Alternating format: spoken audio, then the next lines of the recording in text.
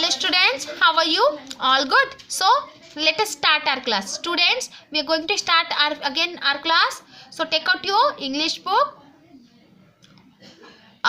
Student, I hope आपको have you remember where we were? हम लोग क्या कर रहे थे पिछले कुछ क्लासेस से हम एक न्यू चैप्टर से के साथ डील कर रहे हैं, that is chapter 5 the great wall of China. थोड़ी लंबी चैप्टर है इसलिए हम छोटा पार्ट्स में ले रहे हैं. So now this is third class, so we are going to deal with chapter 5 chapter 5 the great wall of China, उससे हम डील करने वाले हैं. तो अभी हम लोग कहाँ पहुँचे हैं? पेज नंबर 54 में. लास्ट क्लास में हमने डील वर्क किया था, यहाँ तक कंप्लीट किया था, पेज नंबर 53 तक किया था. तो यहाँ तक पहले हम एक बार रिकैप ले लेते हैं क्या क्या हमने पढ़ा. जैसे कि ग्रेट वॉल चाइना के बारे में क्या है, ये एक अकाउंट है जो कि ऋषभ ने अपने एक डायरी पे लिखा हुआ है, उसका एक पार्ट है. वो इसका जो उसका बीजिंग का ट्रिप है, वो अपने बीजिंग की ट्रिप पे जाता है क्योंकि फादर जो उसके हैं वो कहाँ रहते हैं? बीजिंग में एक सॉफ्टवेयर इंजीनियर है और कंप्यूटर सेंटर पे काम करते हैं. वो ऑलरेडी वहाँ है. उनकी मम्मी और उनकी सिस्टर, जो उसकी सिस्टर है रीमा, वो दोनों मम्मी के साथ जाते हैं बीजिंग. पापा कुछ दिन की छुट्टियों लेकर वो आसपास की जगह घुमाने का डिसाइड करते हैं. तो सबसे पहले वो कहाँ घुमाते हैं? दूसरे दिन ही वो कहाँ घूमने जाते हैं? ग्रेट वॉल ऑफ चाइना, जो बहुत दुनिया की सबसे लंबी दीवार है, वहाँ देखने जाते हैं. और उस दिन उनके जो पापा के फ्रेंड है उनको ब्रेकफास्ट में इनवाइट करते हैं और उनके पापा को भी उनके पापा अपने फ्रेंड जो मिस्टर चेन है उन्हें भी अपने साथ ले लेते हैं. मिस्टर चेन को भी अपने, क्योंकि वो वहाँ की हिस्ट्री के बारे में काफ़ी कुछ जानते हैं, तो वो सोचते हैं वो अच्छा बता पाएंगे. फिर वो लोग सब लोग कहाँ जाते हैं? सबसे पहले जो पास का जो जगह होता है जिसे बार्डलिंग कहते हैं, वो उस एरिया पे जाते हैं. वहाँ जाते हैं. वहाँ पर उन्होंने वो क्या करते हैं अपने वापस जाने से पहले उस वॉल के बारे में मिस्टर चेन कुछ बताते हैं कि बहुत मतलब ऐसा बोला जाता है कि वो एक दीवार नहीं, बहुत सारी सेगमेंटेड, बहुत सारी सेक्शन वाली दीवार है. और जो कि कहाँ से स्टार्ट है? चाइना में एक बहुत 21,196 किलोमीटर की एरिया में फैली हुई है, जो कि मतलब ईस्ट में समुद्र से लेकर के बहुत सारी वेस्ट तक की बहुत सारे प्रांतों तक में फैली है. और उन्होंने आगे उसके बारे में बताया जाता है कि वो बहुत सारे एक दीवार में होकर बहुत सारी दीवार में का ग्रुप है वो जुड़ा हुआ है.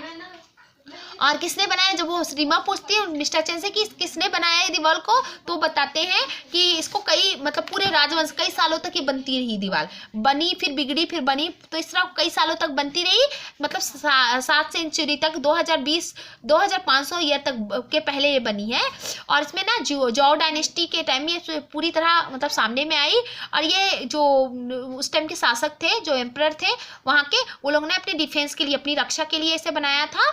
और ये जो क्वीन डायनेस्टी के टाइम में वॉल जो है पूरी तरह छाई हुई थी, है ना. उसके बाद आगे हमने लास्ट क्लास में पढ़ा था कि ये 400 ईसा पूर्व से पहले BC से लेकर AD 1600 AD तक ये बनी है, मतलब 1600 ईस्वी तक बनी है ये दीवार. और इसका ना जो मिंग डायनेस्टी है, इसका फिर से जो आज दीवार है उसकी जो रिबिल्डिंग का काम है वो रूलर मिंग डायनेस्टी ने स्टार्ट करवाया था. और जो बार्डलिंग एरिया है वो बहुत ही छोटा सा जगह है ग्रेट वॉल का, है ना. उसके बाद उन्होंने ग्रेट वॉल की हिस्ट्री बताई. और क्या बताया? बताते वो लोग सारे लोग कहाँ पहुँच गए? किनारे पहुँच गए वॉल के. उन्होंने अपनी चेक पोस्ट पे अपनी टिकट दिखाई. और उनके पापा पहले उस दीवार के पास आ चुके थे, उस दीवार को देख चुके थे, ग्रेट वॉल को देख चुके थे. उन्होंने बताया कि ऐसे बहुत सारे चेक पोस्ट हैं और ऐसे बहुत सारे क्या है चेक पोस्ट है. और लोग चलते चलते उन्होंने इसमें ये भी बताया कि वो जो उसकी रोड है, जो जहाँ रास्ते में चलते हैं, वो कितनी चौड़ी है, ब्रिक्स से बनी हुई है, सारी चीज़ें इस पर एक्सप्लेन की गई हैं. कितनी लंबी चौड़ी है वो सारी चीज़ें एक्सप्लेन की गई थी. हमने लास्ट में देखा.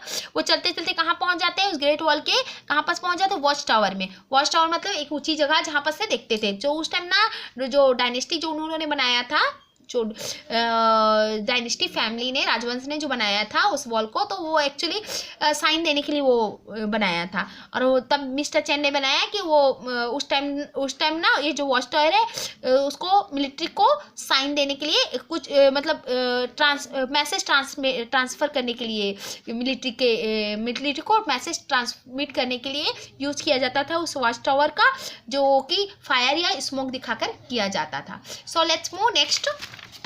अभी हम नेक्स्ट पे फोकस करते हैं। नेक्स्ट यहाँ पर और स्टोरी थोड़ी बची हुई है, उसकी जो अकाउंट है उस पर बचा हुआ है। So let's read it. Okay, the scenery around was breathtaking. The scenery around was breathtaking. जो आसपास का जो माहौल था, जो दृश्य था, देखने लायक था, मतलब बहुत ही आकर्षक था, लुभावना था। ब्रीथ टेकिंग मतलब बहुत ही प्यारा लग रहा था। All of us were struck speechless by the sight of the wall। उस वॉल को देखकर हम सब के सब एकदम स्तंभित रह गए, एकदम भौचक्के से रह के बिना कुछ बोले देखते रहे, टकटकी लगाकर देखते रहे। Like all other tourists, we also took many photographs। हमने दूसरे टूरिस्ट की तरह, दूसरे वहाँ घूमने फिरने आने वालों की तरह अपने बहुत सारे फोटोग्राफ्स खींचे। कौन बता रहा है? ऋषभ बता, अपनी अकाउंट पे लिखा हुआ है। From the top, the wall looked just like a gigantic dragon।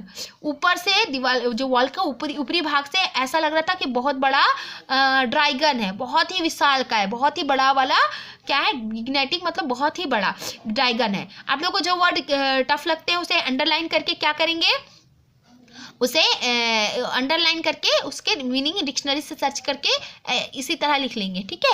Moving across desert, grassland, mountains and plateau, मतलब किसको अर्थ करता, रेगिस्तानों को क्रॉस करता, घास के मैदानों को क्रॉस करता, बड़े बड़े पहाड़ियों को, पर्वतों को, और पठार मतलब ऐसी ऊंची जगह जहाँ पर बहुत सारे शहर बसे होते हैं ना, उसे पठार कहा जाता है, ठीक है। तो क्या बोल रहा है, क्या बोलता है ऋषभ, क्या लिखता है कि दीवार के ऊपर से वो दीवार ऐसी लग रही थी कि बहुत बड़ा ड्रैगन है। ड्रैगन जानते हैं ना, एक एनिमल होता है, वो एक एनिमल की तरह, ड्रैगन की तरह लग रहा था, जैसे लग रहा था कि ये ड्रैगन यहाँ चारों तरफ घूम रहा है, मतलब रेतों के ऊपर भी है, पर्वतों के ऊपर भी है, पहाड़ियों के ऊपर भी, ग्रासलैंड घास के मैदानों के ऊपर भी है, पठारों के ऊपर भी है। It is the longest structure ever built by human. ये सबसे बड़ा आदमियों के द्वारा, इंसानों के द्वारा बनाया हुआ सबसे बड़ा, लॉन्गेस्ट, सबसे लंबी, बड़ी नहीं बोल सकते इसे, लंबी बोल सकते हैं, लंबी स्ट्रक्चर है, लंबी संरचना है जो ह्यूमन इंसानों ने बनाई है। Okay, let's move. Mister Chan continued to give us instructing information about the wall. Mister Chan हमें लगातार क्या दे रहे थे, mister Chan continued to give us interesting information about the wall. Mister Chan हमें लगातार बहुत ही अच्छी बातें, इंफॉर्मेशन उस वॉल के बारे में दे रहे थे। We learn that it was during the Ming dynasty 1368 to 1644 that the wall took its present form. हमने जाना कि ये जो मतलब किसके दौरान, मिंग डायनेस्टी, जो मिंग डायनेस्टी नाम है शासक का, उसके दौरान ही, जो कि 1368 से लेकर 1644 ईस्वी तक रहा, उसके समय में ही ये जो अभी दिख रहा है वो ऐसा प्रेजेंट फॉर्म उसका बना। हमने ये भी जाना। ड्यूरिंग दिस टाइम, इस समय में, bricks kilns were set up all along the wall to produce bricks. इस समय में ये जो रेतों के जो भट्टे हैं, ईंटों के जो भट्टे हैं, वो पूरे चारों दीवारों के आसपास बनाए गए, पूरे, ताकि ईंटें बनाई जा सके, इसलिए ईंटों के भट्टों को आसपास दीवार के पूरा बनाया गया। Rima wondered how the people in ancient times carried bricks and stones so high up and in the mountains to build the wall। Reema हैरान थी कि कैसे पुराने समय में लोग जो थे कैसे लेकर जाते थे, ईंटों को कैसे लेकर जाते थे, और ईंटों और पत्थरों को कैसे लेकर जाते थे इतनी ऊंची पहाड़ों के ऊपर में, पर्वतों के ऊपर में, इस वॉल को बनाने के लिए कैसे लेके गए होंगे। इस बात को लेकर रीमा बहुत ही आश्चर्यचकित थी, हैरान थी। Mr. Chen said that the bricks were transported by men carrying them on their backs. Likewise, the donkeys, mules, and even goats carried bricks tied to their heads. Mister Chan बताते हैं कि जो ईंटें थी उनको ट्रांसपोर्टेड किया गया, ले जाया गया, कैसे, आदमियों के द्वारा। आदमी जो लोग थे, आदमी अपने ऊपर लेके गए, अपने पीठ पर लाद कर ऐसे लेकर गए जैसे कि गधों और खच्चरों के ऊपर या फिर बकरियों के ऊपर लाद कर ले जाया जाता है। और टाइड ऑन देयर हेड्स, अपने सरों में बांध कर, जैसे बकरियों और डंकीज और खच्चरों के ऊपर बांध कर बकरियों को लेके जाया जाता है ना, वैसे ही ईंटों को कौन लेके जाता था? आदमी अपने पीठ पर बांध कर पहाड़ों के ऊपर, पर्वतों के ऊपर लेकर जाते थे उस टाइम, एंशिएंट टाइम। उस टाइम मशीन नहीं थी ना, अभी तो बहुत सारी मशीनें हैं तो बहुत आसान हो जाता है काम, तो उस टाइम ना ऐसा कुछ नहीं था, तो ऐसा किया जाता था। By now we were all tired and hungry। अब हम क्या थे? अभी तक तो इतना सब कुछ देखा है, उसके बाद हम लोग सब कोई बहुत थक गए थे और भूखे भी थे। We went back a short distance and then took a cable car descent। हम लोग कहाँ गए? छोटी सी डिस्टेंस में, शॉर्ट डिस्टेंस में गए, मतलब जहाँ छोटी सी जगह थी वहाँ गए।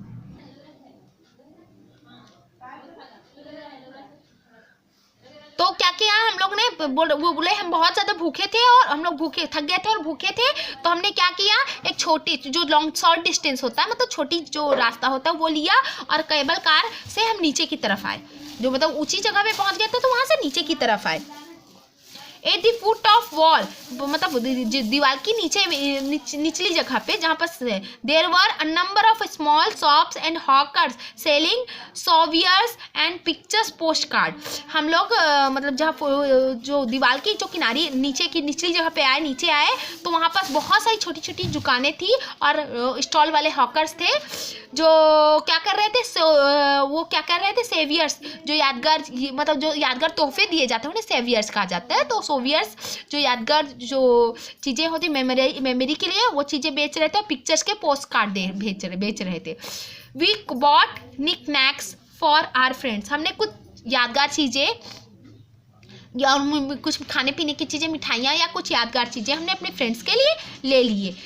When we ate the traditional Chinese meal and Then we ate the traditional Chinese meal and went back to our car। हमने तो उसके बाद क्या किया? वहाँ की ट्रेडिशनल मतलब पारंपरिक चाइनीज़ खाने खाए और उसके बाद कार में चले गए। Rishabh and his family visited many places in China. हम ऋषभ और उसकी फैमिली ने बहुत सारी जगह चाइना में बहुत सारी जगहों में घूमा।